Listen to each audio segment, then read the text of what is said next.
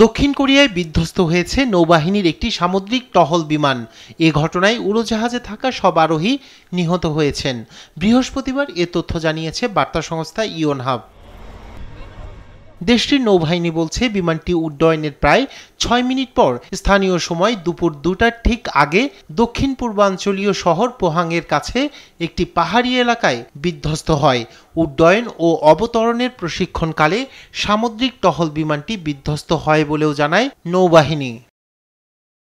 দুর্ঘটনায় নিহত ৪ জনের মধ্যে ২ জন অফিসার এবং ২ জন নন কমিশন অফিসার ছিলেন। তবে এই ঘটনায় কোনো বেসামরিক লোকের হতাহতের খবর নিশ্চিত করা হয়নি। দুর্ঘটনার কারণ তদন্ত করা হচ্ছে বলেও জানিয়েছে নৌবাহিনী।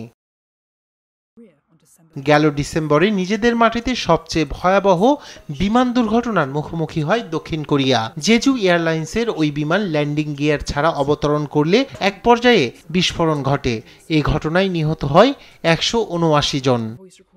রায়হান কবির শুভ্র, নিউজ ডেস্ক, দেশ টিভি।